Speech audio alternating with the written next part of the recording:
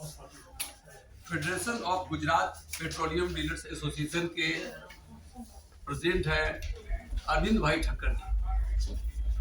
ठक्कर जी पूरे गुजरात एसोसिएशन के प्रेसिडेंट है और इनका कहना है कि पिछले 15 महीनों से जितनी भी ऑयल एजेंसियां या ऑयल कंपनी जो सरकार की जो कंपनियां हैं इनका कमीशन रोक रखी है। उसका वजह क्या है तो नहीं आते हैं, लेकिन जरूर बताएंगे कि इसका क्या रीजन है। इसकी वजह से इन्होंने दिल्ली आकर इनको प्रेस कॉन्फ्रेंस करना पड़ा और प्रेस क्लब ऑफ इंडिया में आज प्रेस कॉन्फ्रेंस अभी जस्ट शुरू किया। मैं इनसे पूछता हूँ कि आखिर समस्या क्या है। मैं जानना चाहता हूँ ठक्कर साहब की आपकी समस्या क्या है और क्यों आपको कमीशन नहीं दी गई कंपनी द्वारा। आपने बहुत अच्छा बात किया है, पूछा है कि क्यों नहीं दिया है।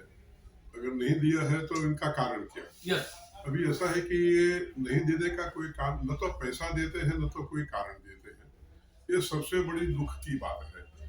हमारा डीलर मार्जिन कहते हैं तो 1 जुलाई 2019 के बाद बढ़ा दी है। तो आप समझ लो कि इनका 3 साल 3.5 साल हो गए। तो 3.5 साल में हमारे एक तो खर्चे बढ़ गए, क्योंकि हर साल हमें जो सैलरी बढ़ानी पड़ती है वो बढ़ गई। बाकी तो इन्वेस्टमेंट का वाडेगा साहब ने कहा कि 40 रुपया CNG का था, आज 80 रुपया हो गया। तो सब हमारे खर्चे बढ़ गए, इन्वेस्टमेंट बढ़ गया। तो हमने ये बात सरकार ऑयल कंपनी के पास रखी तो कहा नहीं, ये डीनोवो स्टडी हो गया है। तो भारत सरकार ने जो डीनोवो स्टडी किया था उनका ऑर्डर ऑयल कंपनी को दे दिया 1 नवंबर 2021 को, कि तीनों ऑयल कंपनी को ऑर्डर कर दिया कि ये डीलरों को आप कमीशन दे दो। आपका भी थोड़ा बढ़ गया है और डीलर का भी थोड़ा बढ़ गया है, आप गैस कंपनी से ले लो। अभी गैस कंपनी कहती है कि मुझे उस पर स्टडी करना पड़ेगा, ये तो बहुत ज्यादा है। तो इन दोनों के बीच में हमें तकलीफ होगी। और ऑयल कंपनी को क्या फायदा होगा कि जो ऑयल कंपनी रेकमेंड किया है सरकार ने वो गैस कंपनी से काट लिया, क्योंकि तीनों ऑयल कंपनी गैस कंपनी से गैस खरीदती है।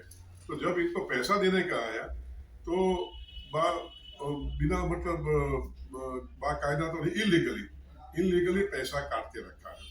उसमें मेरा भी पोर्शन है। समझ लो 3 रुपया काट लिया तो 2 रुपया ऑयल कंपनी का है, 1 रुपया मेरा है। तो मैंने कहा सब आप 1 रुपया जो आपने काटा है वो मुझे दे दो, ये तो मेरा है, आपका तो है नहीं। और वो 15 महीने से है। तो 15 महीने का हमारे 900 पंप का 35 करोड़ रुपया होता है। तो मैंने कहा ये सब आपके लिए रकम कितना है, इसकी वैल्यू है मालूम नहीं है, मगर मेरे लिए तो 35 करोड़ मतलब 35,000 करोड़ जैसा है। तो मुझे ये रकम दे दो, मेरा पैसा दे दो। तो वो न देते हैं, ये रकम दे दो, मेरा पैसा दे दो। तो वो न देते हैं, न सेटिस्फैक्टरी रिप्लाई देते हैं, न कोई वैलिड रीजन देते हैं।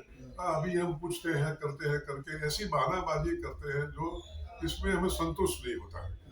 ये हम 15 महीने से मीटिंग कर रहे हैं, लास्ट में हम थक गए। हम भी व्यापारी से चलो हमने इस पे भरोसा रखा कि 1 महीने के बाद दे देंगे, 2 महीने के बाद।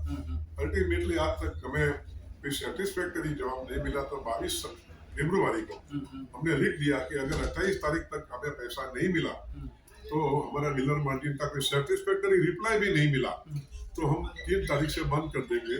तो अभी गुजरात में हमने 3 मार्च से सुबह 7 बजे से इनडेफिनेट टाइम के लिए हमने ये CNG की बिक्री हम बंद करने का ऐलान किया। ठक्कर जी गुजरात एसोसिएशन के प्रेसिडेंट होने के नाते जो सरकार की जो तेल एजेंसियां हैं उनके इग्नोरेंस की वजह से वहाँ के लगभग 900 व्यापारी जो है जो तेल में जुड़े हुए हैं वो हड़ताल पे जा रहे हैं। और इसकी सूचना इन्होंने पत्र के जरिए दे चुके थे कि मैं अगर मुझे पैसा अगर नहीं मिलता है तो मैं हड़ताल करूंगा। और उसी के तहत प्रेस कॉन्फ्रेंस आज आयोजित किया गया था। और अब देखना ये होगा कि सरकार की जो तेल की एजेंसियां हैं इस पर क्या कार्रवाई करती है, क्योंकि इसका असर पूरे भारत पर पड़ेगा। चलती का नाम गाड़ी है, अगर CNG रुक गई तो सारी गाड़ियां भारत की रुक सकती है और देश के लिए अच्छा नहीं होगा। मैं V Raj Babul, ANM press club, New Delhi.